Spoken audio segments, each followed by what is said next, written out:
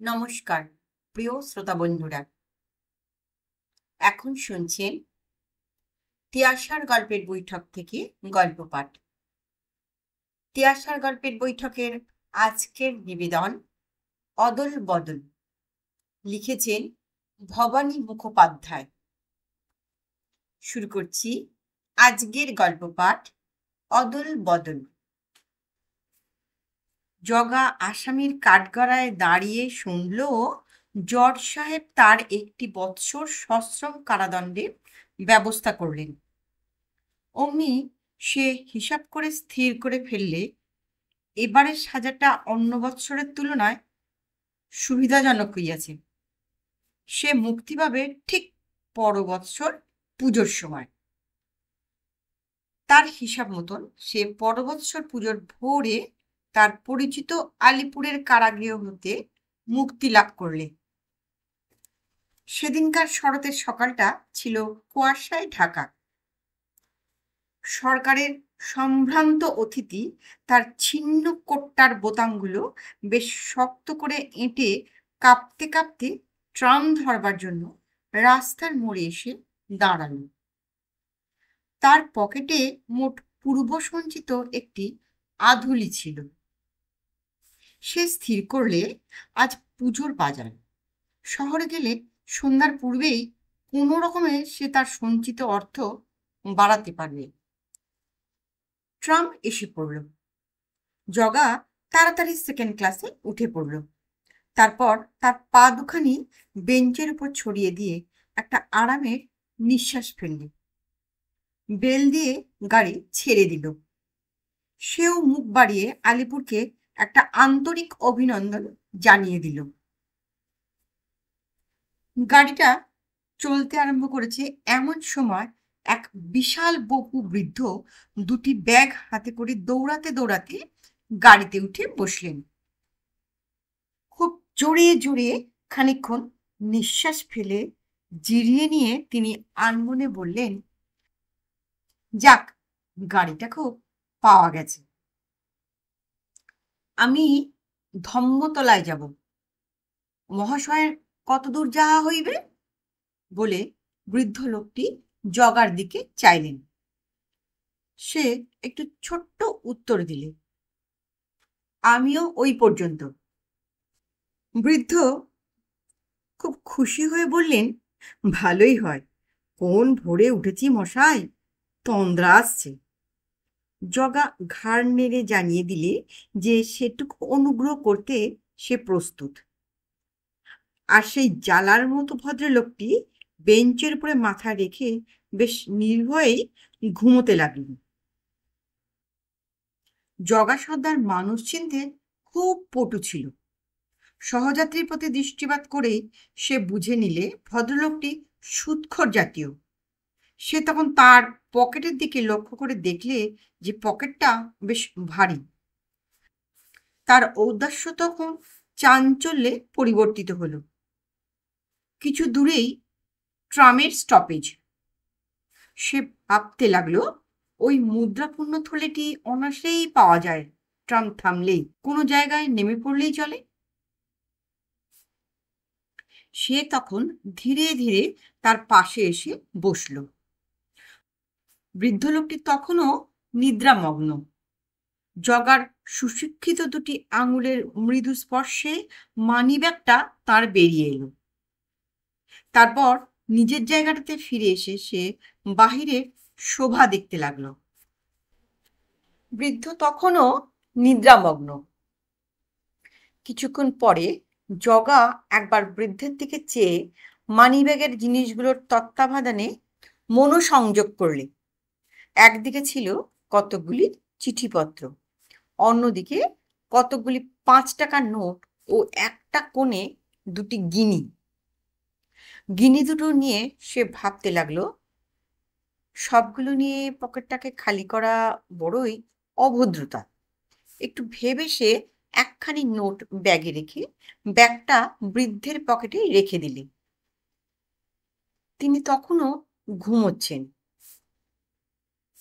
কিছুক্ষণ পরে গাড়িটা আর একটা স্টপেজে পৌঁছতেই সে নামবার জন্য তাড়াতাড়ি উঠে দাঁড়ালো। হঠাৎ যুবাকৃতি একটি লোক দুটি বড় বড় মাছ বগলে পুরো পাদানি জুড়ে দাঁড়ালো। জগা বিরক্ত হয়ে সেই লোকটিকে বলল, আহ, সরুন না মশাই, নামতে দিন। সে কোনো উত্তর না দিয়ে বললে, এই কুলি, ইধার লে আও, ইধার। জগা রেগে উঠে বললে, আহ, সরুন না মশাই, পথ দিন। লোকটি বললে, বেশ বেশ, নামবেন বই কি, একটু অপেক্ষা করুন। সে ঠিক দরজা থেকে এক চুলও নড়ল না। অধিকিন্তু তার চিৎকারে জগার সেই সহযাত্রী ভদ্রলোকের ঘুম ভেঙে গেল। জগাকে ব্যস্ত দেখে তিনি বললে, নামছেন কেন মশাই? আপনি তো চৌরঙ্গির কাছে কোথায় নামবেন বললেন? জগা একটু অপ্রস্তুত হয়ে পড়ল। বললে, আপনার ঘুমের ব্যাঘাত করতে চাই না, তাই। তাছাড়া চৌরঙ্গি এখনো দেরি আছে, এখানে একটু জল খেতে নামবো ভাবছিলাম।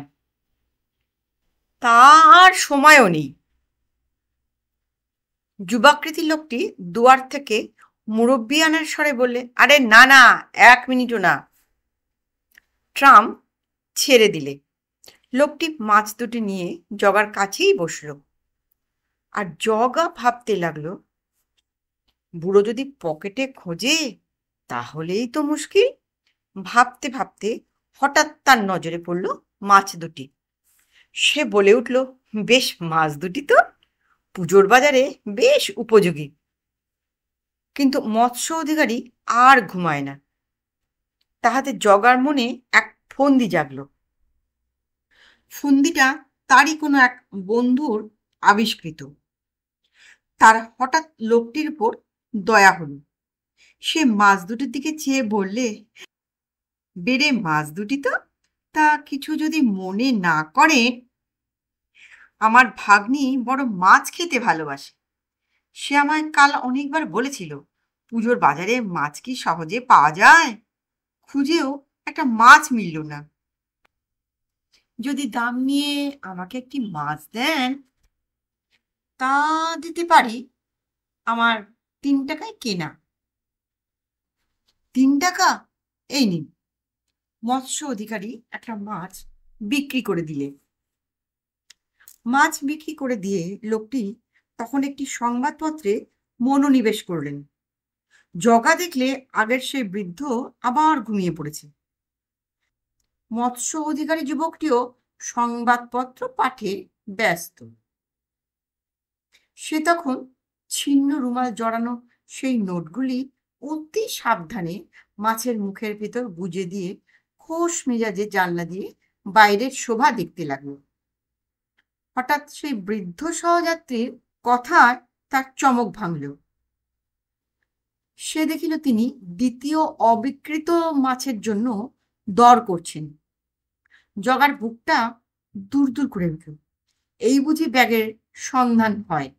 কিন্তু সৌভাগ্যবশত ভদ্রলোক তার কোমর থেকে একটা গোঁজ বার করে তার দাম চুকিয়ে দিলেন।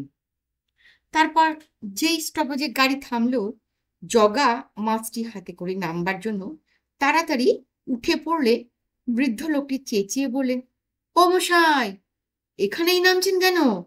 আপনি যে বললেন ধম্মতলায় নামবেন। আগে এখানে একটু দরকার আছে। বৃদ্ধ লোকটি বললেন, তবে আসুন মশাই। জগা প্রতি নমস্কার না করেই দ্রুত বেগে নেমে পড়ল। খানিকক্ষণ চলবার পর সে বুঝল এইবার সে বেশ নিরাপদ। তখন সে একটা খাবারের দোকানের কাছে গিয়ে হঠাৎ মাছের দিকে চেয়ে দেখলে, কি সর্বনাশ, এর মুখের মধ্যে সেই রুমাল তো নেই। তখন সে তাড়াতাড়ি পাশ কাটিয়ে চলে গেল। রাস্তায় রাস্তায় খানিকক্ষণ বোকার মতন ঘুরে সে বলতে লাগলো, হায়, মাছটা বদলে গেল। এদিকে সেই বৃদ্ধ লোকটির মেয়ে যখন মাছ করতে গিয়ে তার ভেতর ছিন্ন রুমাল জড়িত সেই নোটগুলি বার করলে, তখন সেই বৃদ্ধের চোখ দুটি কপালে উঠল। তারপর আর কি বলতে হবে? নমস্কার। গল্পটা কেমন লাগলো? গল্পটা ভালো লাগলে অবশ্যই একটা লাইক করতে ভুলবেন না।